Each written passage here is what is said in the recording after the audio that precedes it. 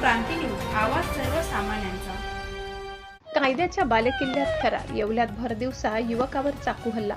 येवला तालुक्यातील अंगणगाव शिवारातील नाशिक छत्रपती संभाजीनगर महामार्गावर दिवसाढवळ्या एका युवकावर चाकू हल्ला झाल्याचा धक्कादायक प्रकार समोर आल्याने एकच खळबळ उडाली आहे। हल्ल्यात येवल्यातील योगेश बबन मांजरे नामक युवक गंभीर जखमी झाला असून त्याला तातडीने उपचारासाठी येथील शासकीय उपजिल्हा रुग्णालयात दाखल करण्यात आले।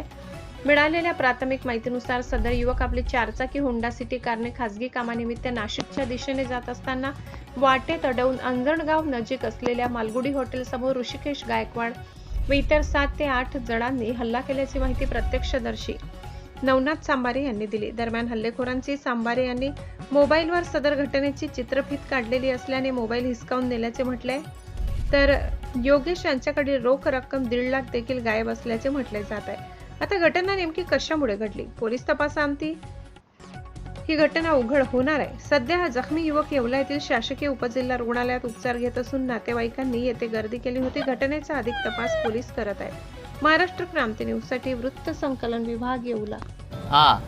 माझं नाव नवनाथ सांबारे। मी नाशिकला जात होतो। माझ्याकडे गाडी होती आयशर भारत पेनची आणि माझ्या पाठीमागं माझीच गाडी घेऊन योगेश मांजरे आहे ना, विंचूरला 1.5 लाख रुपये घेऊन एका पार्टीला पेमेंट द्यायचं होतं। ते पैसे घेऊन तो माझ्या पाठीमागं होता। ऋषिकेश गायकवाडने मला थांबवलं। 1 मिनटं काम आहे म्हणे, थांब साईडला। मी साईडला थांबलो, मला काही माहीत नव्हतं। साईडला थांबलो, त्याच्यासोबत 8-9 जण लगेच आले।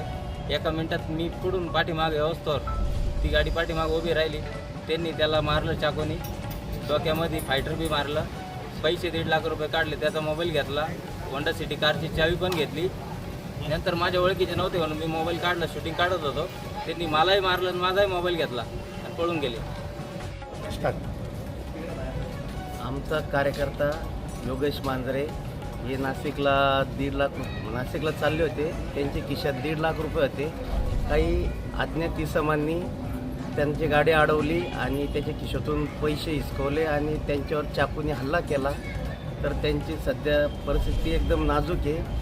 तर पोलिसांनी लवकरात लवकर तपास करून आणि समोरच्यावर कठोर कारवाई करून त्यांना पटकन अटक करण्यात यावे आणि त्यांना याची 2 मोबाईल बी नेले नाही आणि त्यांच्यावर हत्येचा गुन्हा दाखल करावा। अशाच नवनवीन बातम्या पाहण्यासाठी आमच्या महाराष्ट्र क्रांती न्यूज या YouTube चॅनलला लाईक करा, सबस्क्राईब करा आणि बेल आयकॉनला प्रेस करा।